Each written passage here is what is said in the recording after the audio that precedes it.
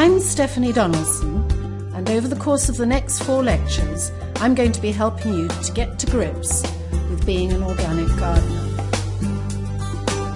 Over the 4-week course, I will be presenting a series of lectures that will help you understand both the big issues, in other words, the philosophy behind organic gardening, and the practicalities, in other words, how to do it. I will guide you through the steps you can take to adopt a chemical-free, sustainable and benevolent way of caring for your garden that will be good for your health and that of the environment while keeping your garden looking great. Lecture 1: The Philosophy and Origins of Organic Gardening. This is an introduction to the subject and the people who have turned an age-old way of tending the soil and growing plants into the most environmentally kind and sustainable way of gardening for the 21st century. I'm an organic gardener, and presumably, given that you've signed up for this course, you are too, or would like to become one. So what is organic gardening?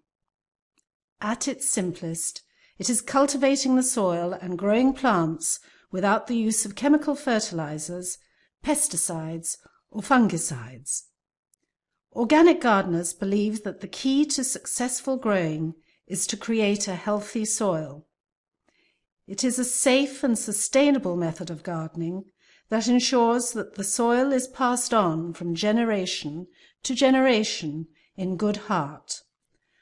Done well, it is also the most environmentally friendly way to garden and is now widely recognized as such. So why does this matter? It is easy to dismiss your own small patch of soil as unimportant in the greater scale of things, but this just isn't true. An organic garden is a place where a natural balance can establish itself for the benefit of all its inhabitants. From the beneficial soil bacteria that break down the contents of your compost heap and release fertility, through the myriad of insects, the birds, small animals and amphibians, each has a role to play. Organic gardening is not just about growing your own fruit, flowers and vegetables without recourse to artificial fertilizers or pesticides. It's about promoting biodiversity and helping maintain the chain of innumerable life forms in the process. It is extraordinarily complex and interconnected. For example, did you know that ants are symbiotic with violets, cyclamen and coreodalis? There's a fleshy bit on the seeds which they take down to their nests and feed to their young, before taking the seed away to grow elsewhere.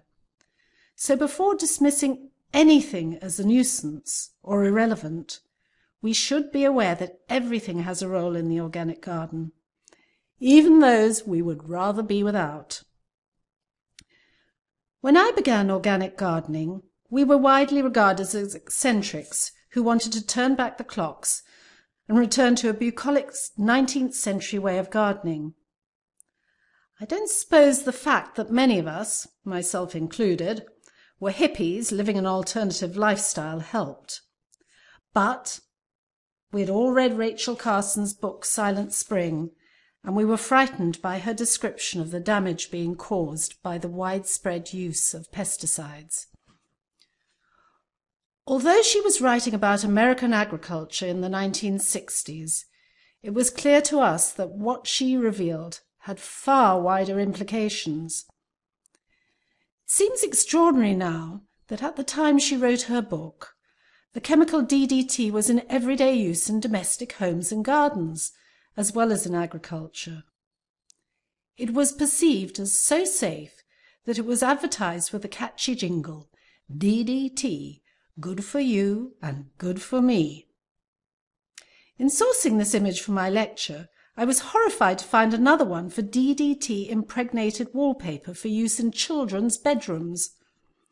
It seems unimaginable now, but it was back in the days when science thought it had simple solutions to every problem, and the phrase side effects had yet to be coined. But in Silent Spring, Rachel Carson uncovered the unforeseen harm these pesticides were having on the environment, particularly on birds. DDT was causing thinning of eggshells, and this was causing reproductive problems and death. Evidence of the damaging effect of this and other chemicals was growing, but the manufacturers had much to lose by going public. Rachel Carson accused them of a cover-up, and public officials of uncritical acceptance of industry claims.